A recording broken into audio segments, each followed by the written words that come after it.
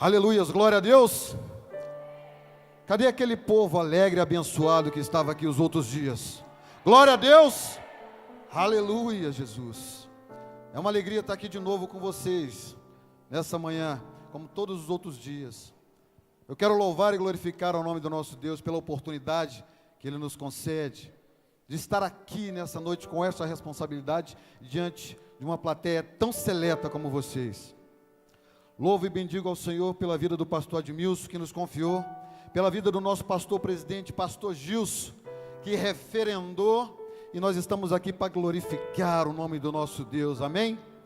Então eu convido vocês, juntamente comigo, o tema deste congresso, Atos dos Apóstolos, capítulo 19, aleluias, verso de número 15, vamos direto para o verso 15, o tema desse congresso Deus nos deu quando eu estava vindo da minha casa para a igreja, numa reunião que o pastor Admilson tinha convocado, bem no início da organização desse congresso.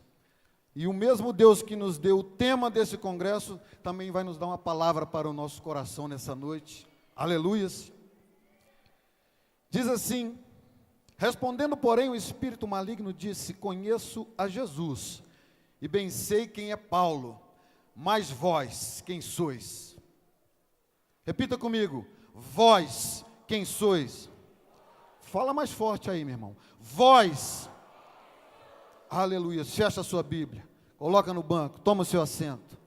Meu Deus e Pai, graças te dou, Senhor amado, nesta tarde, Pai, nesta manhã, Jesus, clamando a Ti pela Tua graça e pela Tua misericórdia sobre as nossas vidas, que Tu nos dê a Tua sabedoria, o Teu entendimento, Pai, e que Tu escreva as Tuas palavras no coração dos Teus filhos nessa manhã, em nome de Jesus.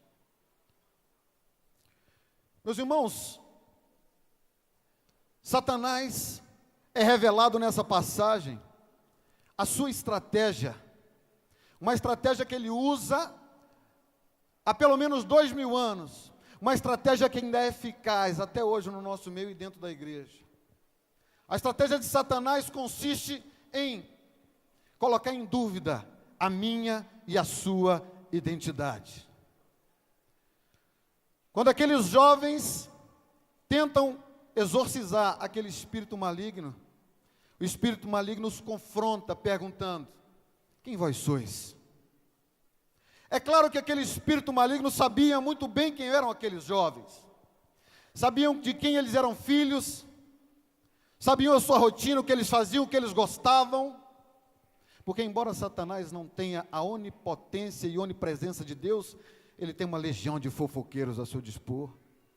Os mensageiros de Satanás estão o tempo todo dando notícia para ele a respeito da minha e da tua vida.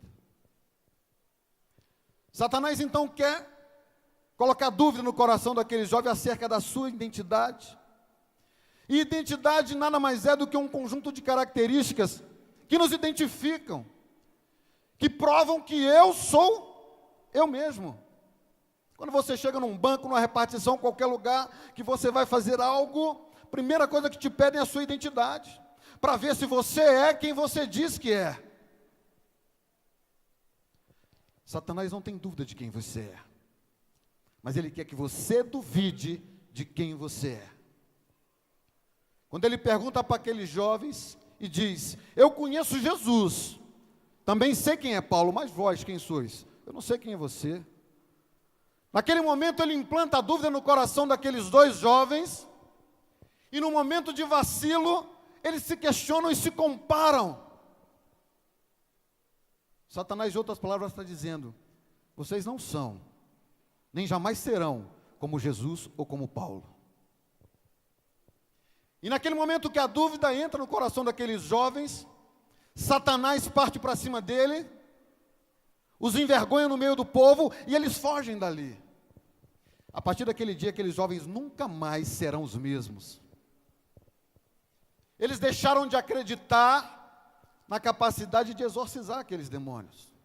Deixaram de acreditar em si, passaram a se envergonhar perante a sociedade,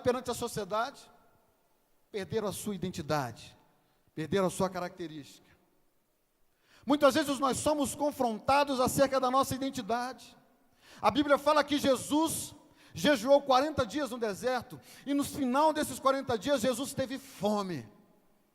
Se abateu sobre Jesus uma fraqueza, uma fome, e é nesse momento que Satanás se apresenta. A primeira coisa que Satanás faz para Jesus é: se tu és o Filho de Deus, diga para essa pedra que se transforma em pão. É claro que Satanás sabia que Jesus era o enviado, o Filho do Deus Altíssimo, mas ele queria colocar no coração de Jesus uma dúvida e tentar Jesus a ver se realmente ele tinha poder para transformar aquela pedra em pão.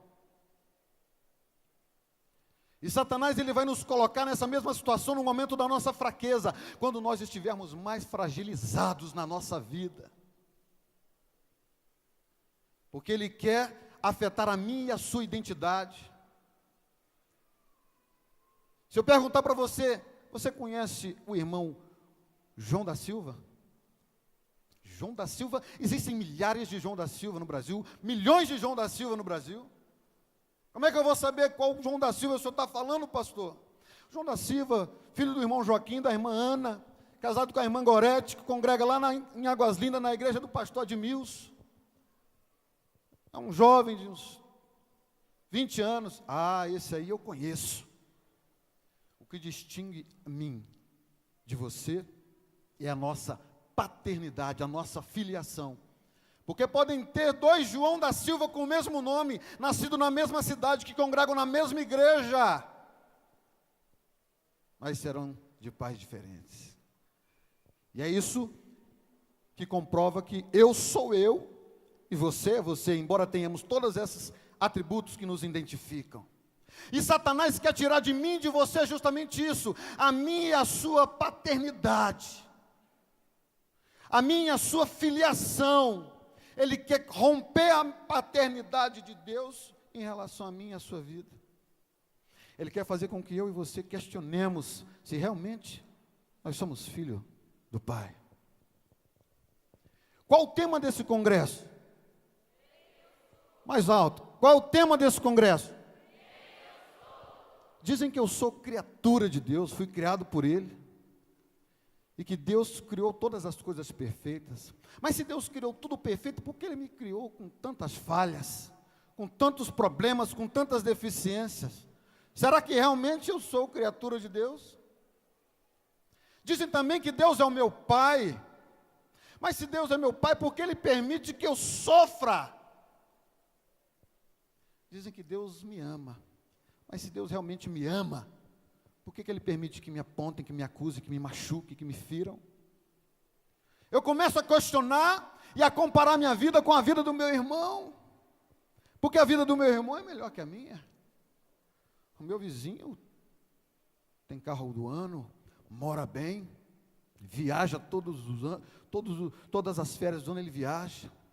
Eu só tenho esse par de sapato com o qual eu vou para a escola, eu vou para a igreja, eu vou para as festas.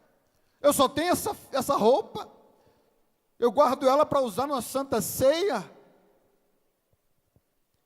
Aquele lá deve ser criatura, filho e amado de Deus, mas eu quem eu sou?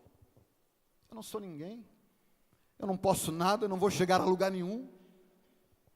Mas Deus, nesta manhã, Ele nos revela o vínculo de paternidade que Ele tem com cada um de nós aqui. Porque Ele quer mostrar que Ele é Pai, que Ele nos criou e que Ele nos ama. E que nada da circunstância da nossa vida vai mudar isso. Livro de Gênesis, capítulo 1, Deus vem relatando toda a obra da sua criação. E a Bíblia diz que Deus, pelo poder da sua palavra, fez todas as coisas. E disse Deus: haja luz e houve luz. Haja separação entre trevas e luz e houve separação. Haja juntamento das águas e separação da parte seca, e aconteceu segundo a palavra de Deus. A Bíblia diz ainda que pelo poder da palavra Deus falou assim: produza a terra ervas, produzam árvores frutíferas, cada uma segundo a sua espécie, e assim se foi. E que pela palavra dele também ele disse que as criaturas que voam povoem os céus, que os mares sejam povoados por criaturas que nadem, os peixes, os grandes peixes, as baleias, e que a terra seja dominada pelos animais rastejantes, pelos répteis, pelos animais domésticos, pelo gado. E assim aconteceu, segundo a palavra de Deus. Mas olha que interessante, quando foi a criação do homem, não foi assim. Não é verdade? O homem não foi criado pela palavra de Deus. A Bíblia diz que Deus pegou do pó da terra e formou o homem. Porque o homem era especial, não podia ser feito de qualquer maneira.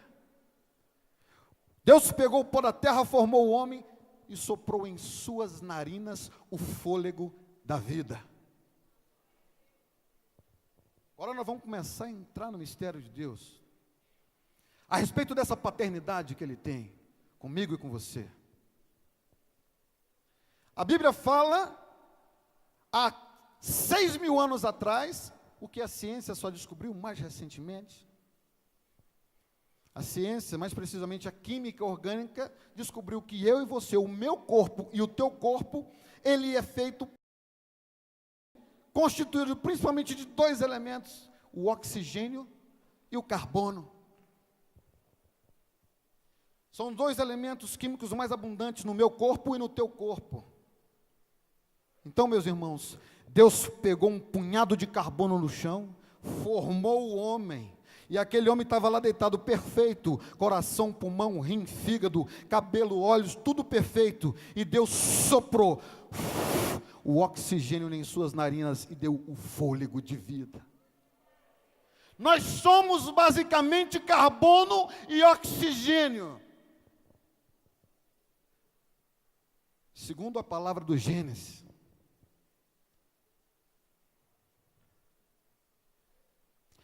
o Senhor podia ter nos feito de qualquer outro elemento da natureza. O Senhor podia ter nos feito de aço. Aço é forte, é resistente. Nós seríamos homens e mulheres de aço. Mas aço tem um defeito muito grande, meu irmão. Ele se deforma com a pressão. E se você aumentar o calor, ele se desmancha.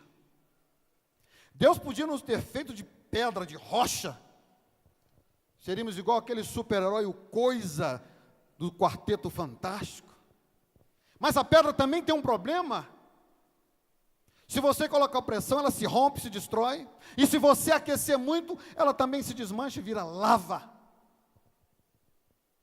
Mas a sabedoria de Deus é muito grande. A matéria-prima que o Senhor usou para constituir o homem, o carbono, ele é um elemento químico muito especial. Porque diferentemente do aço, diferentemente da rocha e de tudo que é na natureza, o carbono, quanto mais pressão você coloca nele, quanto mais calor você submete, mais forte ele fica. Você vai colocando calor e pressão nos átomos de carbono, eles começam a se juntar e a se ligar um no outro. Deus é sábio, meu irmão. Deus sabe como fazer as coisas. O carbono, à medida que ele é pressionado e aquecido, ele assume uma forma diferente. Olha que interessante, meus irmãos. Paulo diz que nós somos corpo, alma e espírito. Sim ou não? Deus fez o nosso corpo, lá no Gênesis. Aí Cristo, na noite que foi traído, estava lá no monte, levou os seus discípulos para orar com ele. Deixou os discípulos orando e se afastou para orar. Quando ele voltou, os seus discípulos estavam dormindo. Jesus fala assim: vocês não podem vigiar comigo ao menos 1 hora? Vigiai e orai, para que não entreis em tentação. Porque o espírito está pronto, mas a carne é? A carne é? Ei, meu irmão, Jesus disse que o meu espírito está pronto. Lá no Gênesis diz que o Senhor formou o meu corpo pronto e soprou o fôlego da vida. Está faltando a minha alma, pastor. E aí, como é que é? É aqui que entra o trabalho de Deus. Porque a alma, do grego psique, é a sede das nossas emoções, da nossa razão, das nossas paixões. A alma é a nossa personalidade e o nosso caráter. É o que nós externamos, são as reações que temos. Isso tudo vem da alma. E a psicologia diz, meu irmão, que a minha personalidade é formada durante toda a minha vida. Ela é moldada, ela é formada. Desde a minha infância, o meu caráter é forjado. A minha alma, a minha personalidade não nasce pronta, ao contrário do meu espírito e do meu corpo. Durante a minha infância, são os meus pais que vão dar o formato da minha personalidade. À medida que você vai crescendo jovem, são as circunstâncias da vida a que você será submetido. As adversidades, as lutas, as aflições, as angústias, as dificuldades é que vão moldar o teu caráter e vão estabelecer a tua personalidade. Então você é parte criação dos seus pais, parte experiência de vida. Qual o tema desse congresso? Mais alto, gente. Você é criação e experiência. Vamos caminhar. O carbono é um elemento químico muito interessante, como eu disse a vocês, e ele se manifesta na natureza de 3 formas que eu quero destacar aqui para os irmãos. Primeira forma que o carbono se manifesta na natureza é uma substância chamada carvão mineral. Olha que interessante, não é o carvão que você usa para fazer churrasco. É um carvão extraído de minas profundas. É uma substância encontrada com certa abundância, tem baixo valor e só tem uma serventia. Só serve como combustível, só serve para ir para a fornalha de grandes siderúrgicas e para grandes termoelétricas para gerar energia. O carvão é formado quando se submete o carbono a um pouco de pressão e a um pouco de temperatura, por pouco tempo. O carbono se junta e ele vira carvão. É uma substância preta, suja, pegajosa e só serve para a fornalha. Na natureza também o grafite, carbono se manifesta como grafite. Sim, o grafite do seu lápis, da sua lapiseira. Ele é um excelente condutor de eletricidade, é usado também na indústria eletrônica para fazer motores elétricos. O grafite, ele tem uma duração maior do que o carvão, ele tem uma utilidade maior e um valor maior agregado. Mas também tem vida curta. Você vai apontando o lápis até que o grafite acaba, você vai utilizando, escrevendo até que ele some, você vai usando o motor até que ele desgasta, vai para o lixo.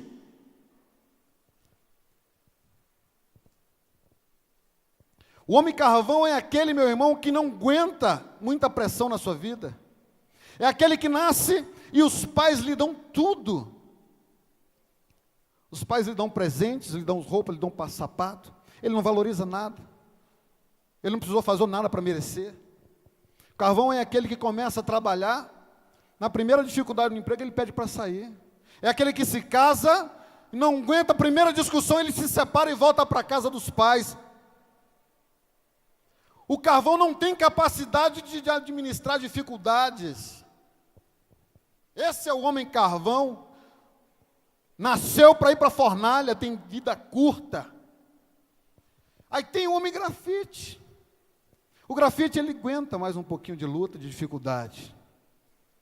O grafite, ele começa a estudar e vai indo bem. Quando chega no 6º ano, que as matérias, vem um monte de matéria ao mesmo tempo, é muita conta para fazer, é muito cálculo, ele não aguenta a pressão e ele abandona a escola. Reprova 1, 2, 3 anos e larga para lá os estudos. O grafite, ele começa a trabalhar e ele é faxineiro da empresa. Aí ele está varrendo, é cheio de chefe na vida dele, o serviço é pesado, ele é o primeiro a chegar, o último a sair. Aí ele não aguenta.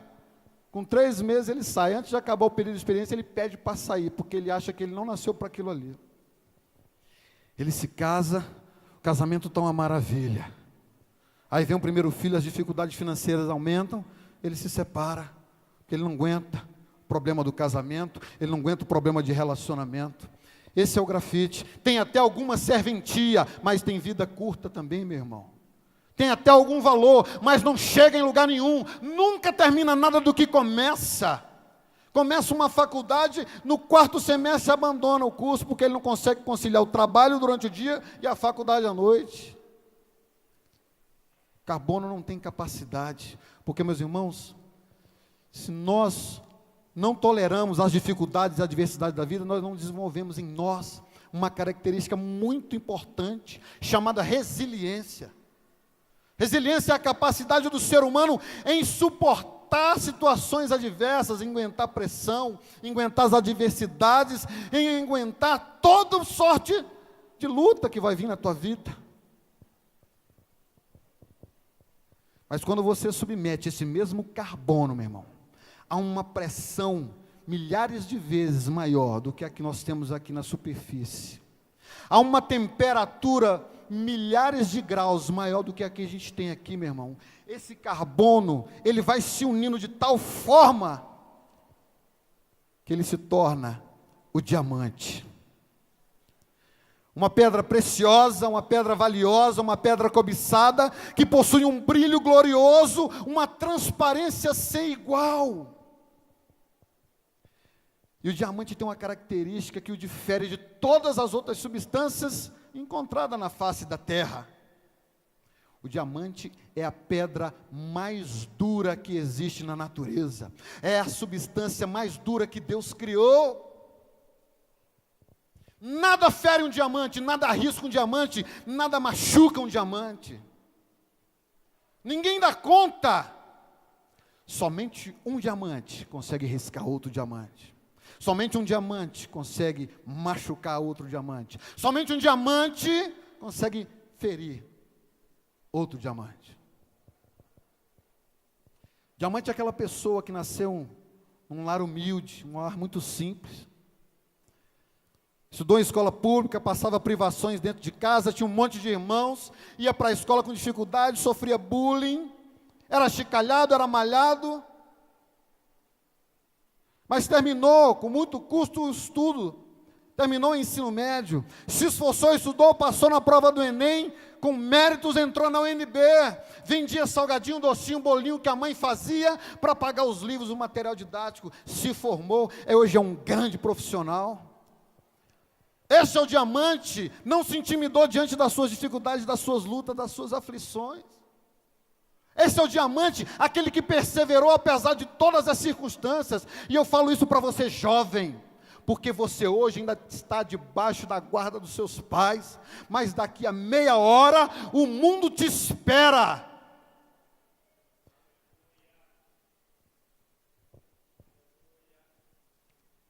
O livro de Isaías, capítulo 48, verso 10, o Senhor diz assim: proveite, mas não como a prata, proveite na fornalha da aflição. Olha, meu irmão, o que o Senhor está dizendo para mim e para você nessa noite aqui? Ele vai nos purificar, mas não como a prata, com um foguinho brando. Ele vai nos provar na fornalha da aflição. É calor e pressão para converter o carbono, o pó da terra, naquilo que é mais precioso, que é mais caro, mais cobiçado, mais desejado, mais brilhante, mais puro e mais transparente para o Senhor Jesus, que é o diamante. A Bíblia diz no livro de Daniel, que tinham 3 jovens, que se recusaram a se curvar diante da estátua que o rei fez para ele. Quem não se curvasse era condenado à fornalha de fogo ardente. Aqueles 3 jovens, Sadraque, Mesaque e Abidnego, foram condenados à fornalha de fogo ardente. Mas olha que interessante.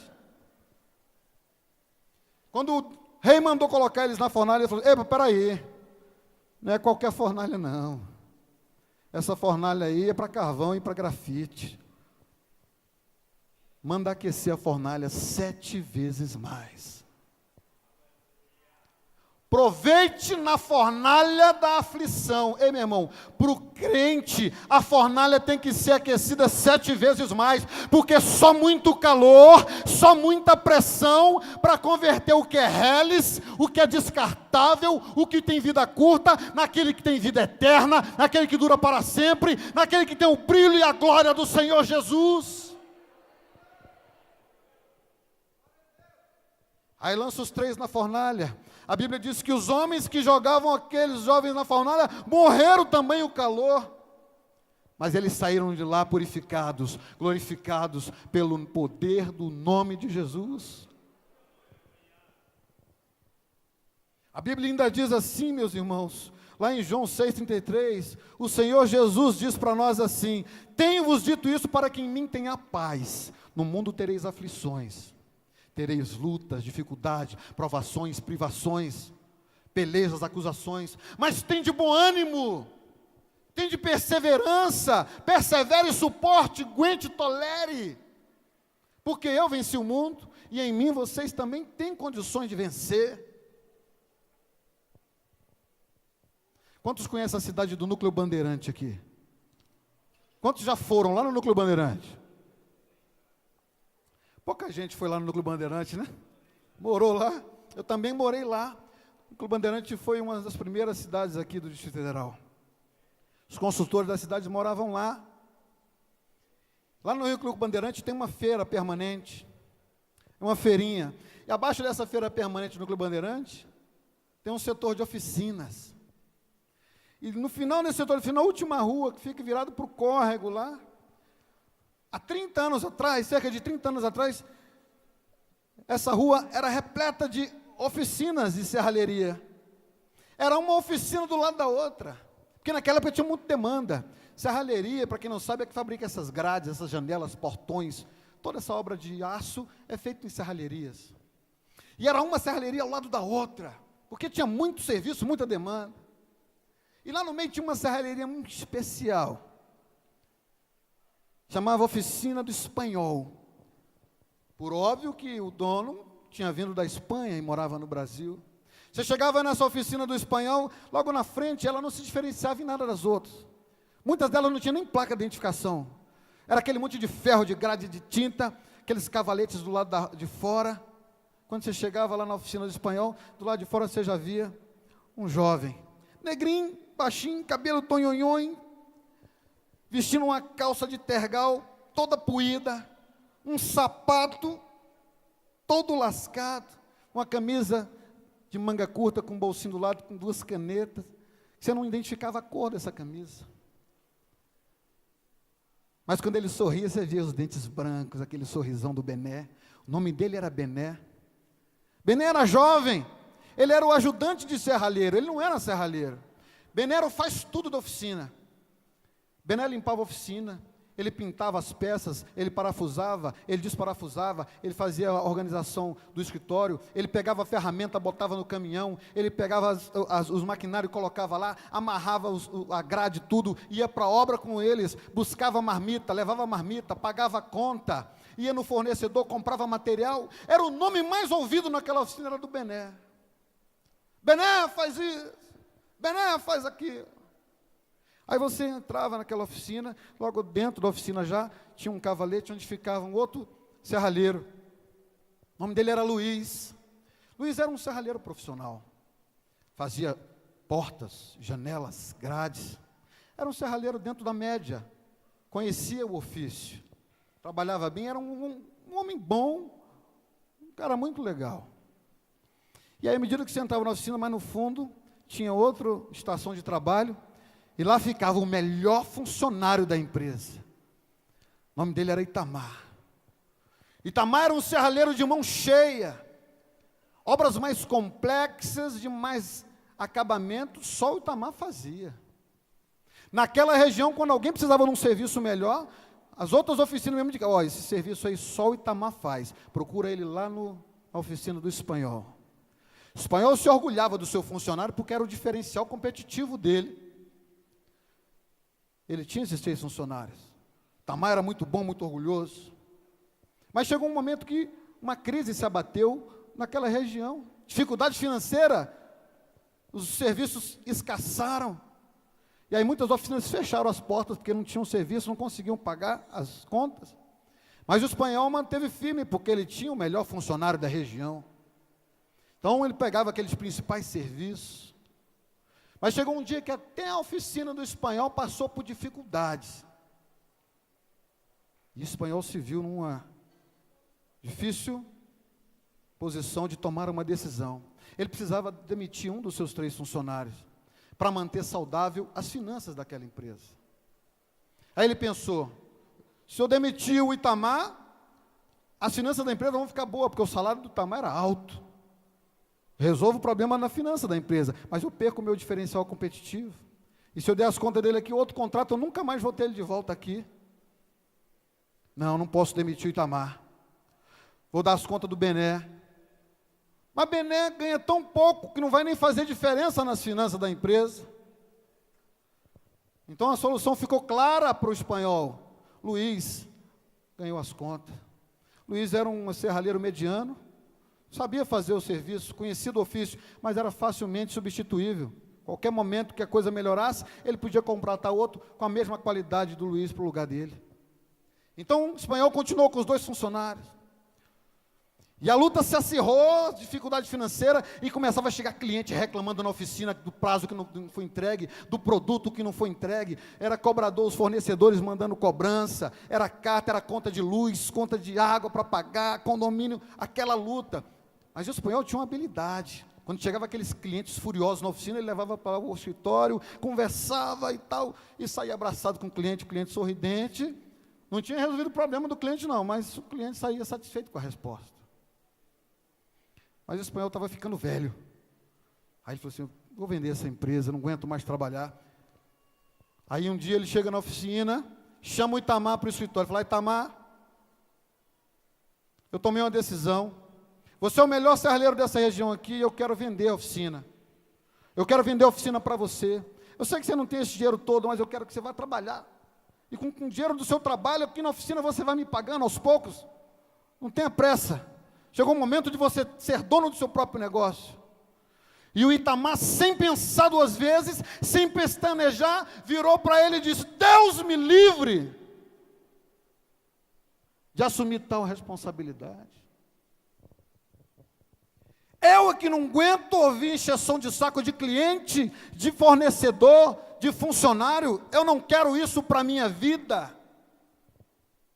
Estou muito bem com o meu salário no final do mês e o meu travesseiro para eu dormir sossegado. Você está maluco? E saiu da sala.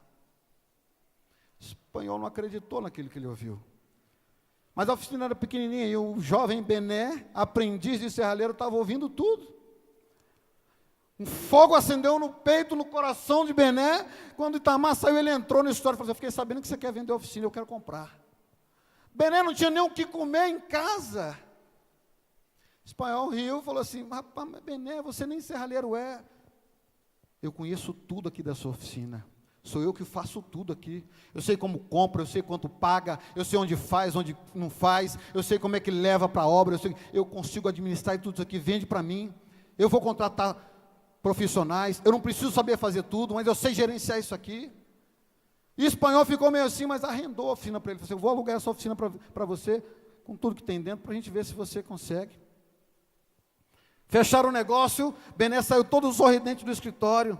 Quando o Itamar soube que Bené era o novo dono da oficina, pediu as contas, porque ele falou assim, parece que eu vou trabalhar como funcionário de um aprendiz de serralheiro. E saiu dali. Bené, então, com 3 meses depois, meu irmão, conseguiu pagar tudo direitinho, sentou, renegociou a dívida, e aí comprou efetivamente a oficina do espanhol, passou a pagar. Bené comprou lojas, comprou imóveis, construiu prédios.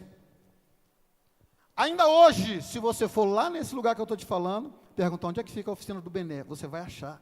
Eu não estou contando historinha da carochinha aqui. E se você perguntar onde é que está o Itamar, você vai achar o Itamar também trabalhando lá, recebendo o seu salário todo mês e dormindo sossegado no seu travesseiro. Algum tempo depois, o Itamar foi trabalhar de funcionário do Bené, meu irmão. As aparências enganam. Parecia que Bené era o carvão, que Luiz era o grafite, que Itamar era o diamante, não é verdade? Mas o Luiz estava dentro da média, fazia tudo que todo mundo faz igual. Foi o primeiro a ir para a fornalha. Itamar tinha todas as características de diamante, mas não aguentava pressão, não aguentava luta, não aguentava dificuldade, as adversidades da vida. Não passou de grafite, meu irmão. Teve vida curta. Agora o Benezinho se mostrou um verdadeiro diamante. Aquele que, apesar de todas as lutas, toda a dificuldade, passa por cima de tudo, não desiste e alcança a vitória que Deus tem reservado para tu e para a minha vida. Porque no Tiago, meu irmão, no livro de Tiago, capítulo 1, verso 12, diz assim: feliz o homem que persevera na provação, porque depois de aprovado, receberá a coroa de vida que Deus tem reservado para os que o amam. Feliz é o homem que persevera na luta, na dificuldade, meu irmão. Mas olha que coisa interessante. Eu vou fazer uma pergunta para você aqui e você vai me responder. Você vai dizer: eu sou diamante. Quem você é? Fala com convicção, porque eu estou vendo aqui muito carvão e muito grafite aqui, hein? Quem você é? Vós, quem sois? Responde: eu sou diamante. E vós, quem sois? Maravilha. Você é diamante. Vira para o irmão que está do seu lado e diz assim: você é o diamante. Você é precioso para Deus. Você é preciosa para o Pai. Aleluia. Mas eu tenho certeza que você olhou para algum irmão aí e falou assim: não estou achando você essa preciosidade toda, não. Não estou vendo essa beleza toda, essa transparência, esse brilho, essa raridade. Porque, meus irmãos, o diamante na sua forma bruta na natureza, ele não se difere muito de uma outra pedra sem valor. Quantos aqui já brincaram em rios, aqueles montes de areia? Você acha que aquelas pedrinhas de cristal não serve para nada. Somente o olhar aguçado daquele que conhece, daquele que consegue ver além das aparências, além daquilo que está por fora, consegue distinguir uma pedra com valor e algo que não tem valor algum. Porque o diamante na sua forma bruta, ele não tem brilho, ele é rugoso, ele não tem forma definida, ele não mostra o seu brilho, a sua transparência, a sua beleza. O homem olha para você e te julga. O homem olha para você, ele vê a cor da tua pele, ele vê a textura do seu cabelo, ele vê o sapato que você está usando, ele vê a roupa que você veste, o carro que você anda, a casa que você mora, e ele vira para você e fala assim: isso aqui não serve para nada, e te descarta. Talvez você já foi descartado no seu trabalho, porque não viram o valor que você tinha. Talvez o teu esposo ou tua esposa te abandonou, porque não reconheceram em você o real valor e a preciosidade que você é. Talvez dentro da sua igreja, lá no ministério que você congrega, no departamento, não te deram o devido valor, porque não enxergaram em você o devido valor. Somente Deus consegue ver além da aparência. Olha o que o Senhor diz para Samuel, quando Samuel chega na casa de Jessé, para ungir o novo rei. Samuel senta, e Jessé manda chamar os seus filhos. Aí vai passando aquele desfile de moda. Aí o primeiro filho de Jessé passa, Samuel já olha aquele homem bonito, alto, já quer se levantar para ungir. O Senhor fala assim: ei, para aí, não atentes para a sua formosura e nem para a sua estatura, porque eu o rejeitei. Porque o homem vê aquilo que está diante dos seus olhos, mas eu sou do coração. O homem só consegue enxergar em você aquilo que está diante dos olhos dele. Somente o Pai, aquele que te criou, te formou e que te ama, sabe o que tem escondido aí atrás dessa cara braba? Atrás da cor da tua pele, da textura do teu cabelo, da roupa que você usa ou do lugar que você mora. Só Deus consegue enxergar. E sabe o que Deus quer fazer na minha e na tua vida? Ele quer que o mundo todo veja aquilo que só Ele enxerga em você. Você não entendeu, não. O Senhor quer fazer na minha e na tua vida com que o mundo todo enxergue aquilo que só Ele consegue ver hoje. E esse processo na nossa vida chama-se lapidação do meu e do teu caráter, da minha e da tua personalidade. Aquilo que não foi formado lá na tua criação, aquilo que está sendo formado ao longo da tua e da minha vida. Porque o homem não enxerga as qualidades que você tem. Mas eu não culpo o homem, ele não é Deus. E você, embora seja um diamante, ainda é feio, sem brilho e sem forma. Aí Deus tem um processo todo lindo e maravilhoso para tratar com o diamante, que chama-se lapidação. E a lapidação do diamante é interessante. O diamante, para ser lapidado, meu irmão, passa por 4 fases distintas. A lapidação do diamante é algo tão meticuloso, tão cuidadoso, que tem diamante que demora mais de 1 ano para terminar a sua lapidação. O camarada que lapida o diamante é chamado de lapidário. A primeira coisa que ele faz quando chega para ele uma pedra bruta, chega um homem, chega uma mulher bruta na presença de Deus, a primeira coisa que ele faz é pegar aquela sua lente de aumento. Ele coloca a lente de aumento dele assim, vai olhando, inspecionando o diamante, procurando no diamante uma falha, uma fraqueza, um ponto onde ele possa começar a agir. A primeira fase de lapidação chama-se clivagem. Clivagem, no processo de clivagem do diamante, o lapidário coloca o diamante fixo numa prensa, ele já identificou um ponto fraco do diamante, aí ele vem com a peça de aço. Essa peça de aço, na ponta dela tem um diamante fixo, porque somente um diamante fere outro diamante. Aí ele coloca lá aquela peça bem na falha, e ele vem com um martelo e pá!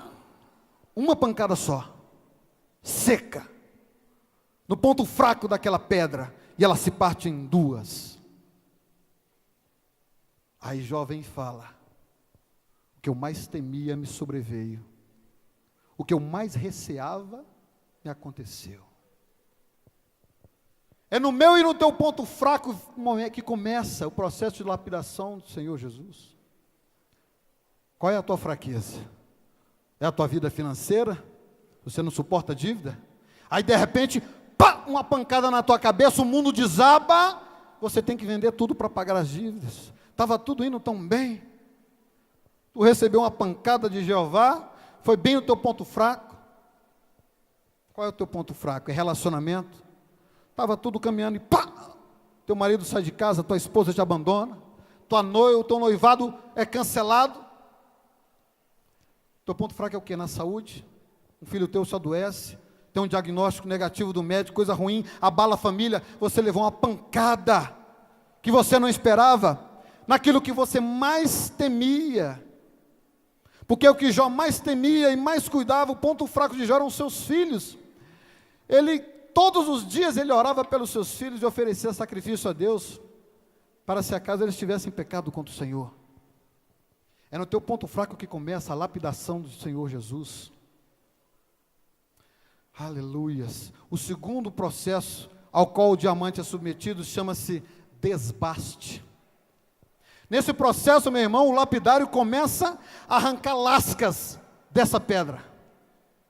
Vai arrancando pequenos pedaços. E para isso, novamente, ele usa um diamante para arrancar lasca do outro diamante. Ele começa a dar aquelas primeiras formas do diamante, aquele formato cônico.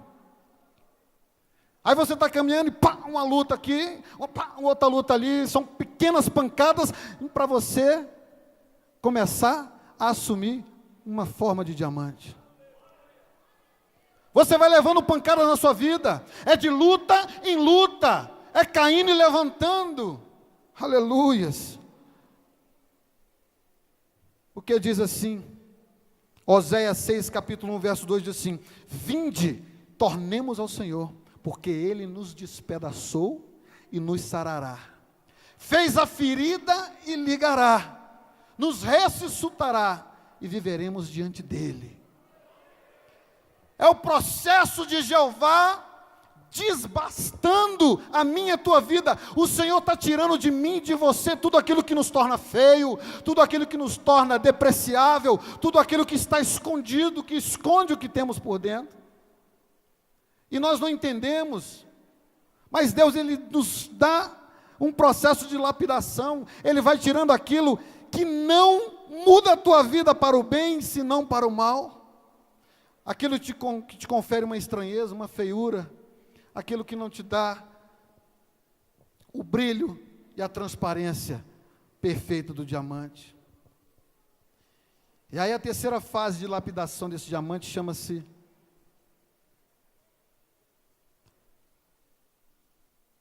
desgaste.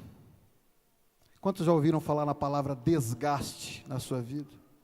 Quantos já tiveram em alguma área da sua vida um enorme desgaste? Nessa fase de desgaste, meu irmão, olha que interessante.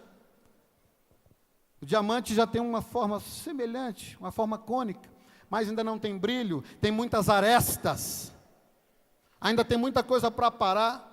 Aí o lapidário pega um diamante e começa a engrasar, desgastando. É um diamante desgastando outro diamante. Isso é dolorido, isso é sofrido para o diamante. Você chega na igreja, você não se dá bem com o irmão. Vocês tiveram um problema, você teve um desgaste com o seu irmão.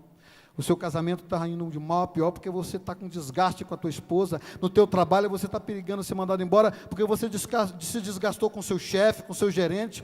Há um desgaste, meu irmão. Olha, preste atenção. É um diamante desgastando outro diamante. É um irmão desgastando um irmão. É o marido desgastando a mulher. É o patrão desgastando o empregado. São iguais se desgastando mutuamente. Porque novamente só um diamante consegue ferir, riscar e machucar outro diamante. Aí Efésios 4:1 diz assim: rogo-vos, pois eu, o prisioneiro do Senhor, que andeis de modo digno da vocação que foste chamados, com toda humildade, mansidão, longanimidade, suportando-vos uns aos outros em amor. Tolera o teu irmão, que você não se dá bem com ele. Tolere tua esposa, tolere teu marido, tolere o teu chefe, tolere o teu colega de faculdade, o teu professor, o teu vizinho, porque você está passando por um processo de desgaste, onde estão sendo arrancados de você aquilo que te impede de alcançar a glória do Pai. Aí nós chegamos na última fase da lapidação do diamante, que se chama polimento. Nessa fase o diamante já tem aquela forma cônica, você já consegue identificar. Mas ele não tem brilho, ele não tem transparência, ele ainda é opaco, ele é fosco. E o diamante naquela forma tradicional, ele tem 58 faces, 58 facetas o diamante. Aí o lapidário pega aquela pedra, que já tem uma forma definida, mas ainda não tem brilho e não tem transparência. E aí ele tem um disco de aço, e nesse disco de aço é cheio de pozinho bem fino de diamante, fixado ali naquela peça. É uma lixa, porque novamente só diamante fere um diamante. E o lapidário então bota aquele disco para girar, e ele pega a pedra já definida, e em cada faceta ele vai pressionando contra a lixa.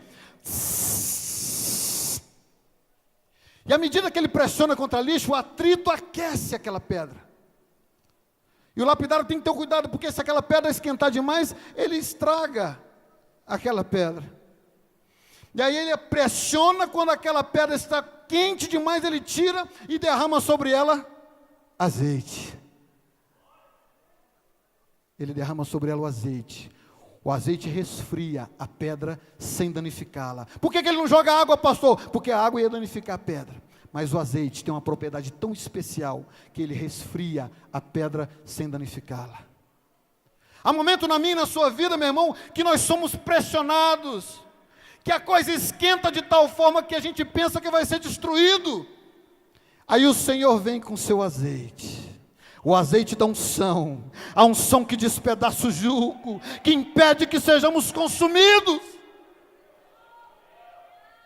É o azeite da unção que impede que sejamos destruídos no processo de polimento que Deus faz na nossa vida. Porque o que o Pai quer é revelar todo o brilho e transparência que Ele pode em cada uma das nossas facetas, em cada uma das nossas características, em cada parte do nosso caráter. Aí Paulo vem dizer que para ele, que ele não se gloriasse na excelência das revelações, foi-lhe dado um espinho da carne, a saber, o enviado de Satanás que lhes bofeteava, pelo qual o Senhor, ele clamou 3 vezes ao Senhor, e o Senhor disse para Paulo assim: Paulo, a minha graça te basta. A graça do Senhor te basta, meu irmão. O Senhor está te polindo, o Senhor está tirando tudo aquilo que te enfeiura, tudo aquilo que impede de você brilhar. Aí o lapidário vai por cada uma das 58 facetas. Imagina, meu irmão, é a tua vida financeira. Psh, aí Deus dá o refrigério. Aí quando melhora o refrigério na vida financeira, psh, é o teu casamento. Aí joga o azeite e refrigera, aí, pss, é a saúde, pss, é teu emprego, é o teu relacionamento, é o teu ministério, são todas as áreas da sua vida, porque o diamante tem 58 facetas. E aí o lapidário vai fazendo todo esse processo. Mas pastor, esse processo não acaba, nunca acaba. Chega uma hora que ele chega ao fim. Tem um momento em que ele termina. Tem um momento em que o lapidário entende que aquela pedra está pronta para ir para o mercado, está pronta para ser exibida, para ser cobiçada, porque ela atingiu o seu grau de perfeição, de brilho, de transparência, de preciosidade, e ela passa a ser cobiçada, invejada, desejada. Quando é, pastor, que isso acontece? Quando o lapidário começa a olhar para cada uma daquelas facetas do diamante, e consegue enxergar, refletido, a sua imagem perfeita em cada uma das faces do diamante. Deus encerra o processo de lapidação na minha e na tua vida, quando Ele consegue enxergar em cada um dos aspectos da minha e da tua vida, a sua face refletida, para assim dizer: agora você é a minha imagem, conforme a minha semelhança. Como está escrito em 2 Coríntios 3, verso 18, mas todos nós, com o rosto descoberto, refletindo como que um espelho a glória do Senhor, somos transformados de glória em glória, como na imagem do Senhor, nessa mesma imagem, como pela glória do Espírito do Senhor. Nós somos transformados de glória em glória. Nós somos transformados de luta, você derrotado e você vence. Glória, é de luta e glória, de luta e glória. Porque, meus irmãos, você é um espelho que reflete a imagem do Senhor na tua vida. Se coloca de pé nessa noite.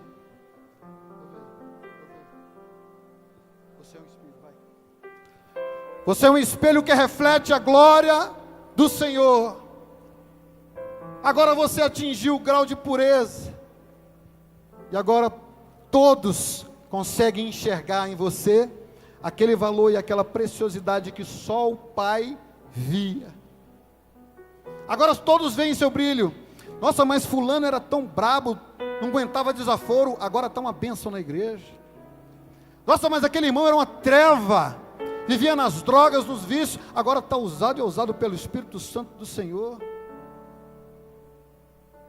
Nossa, mas o irmão era uma tribulação, não tinha amor, só tinha palavras duras, agora é o irmão mais amável da igreja. Você é um espelho que reflete a imagem do Senhor. Não chora se o mundo ainda não notou, já é o bastante Deus reconhecer o seu valor. Cante.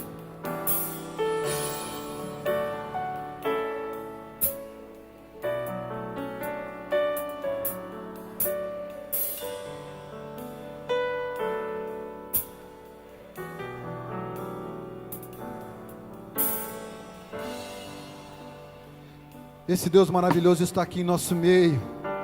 Esse Pai que não tirou a filiação na sua identidade, Ele te chama aqui essa noite.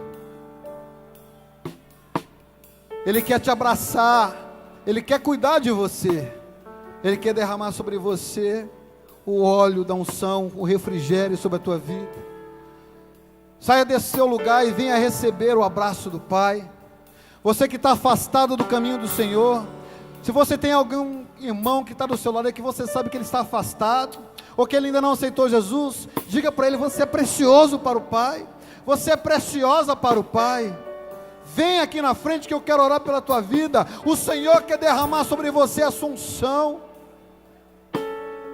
Saia do seu lugar, jovem, porque nessa manhã o Senhor quer te abraçar. Nessa manhã o Senhor quer ter um encontro contigo.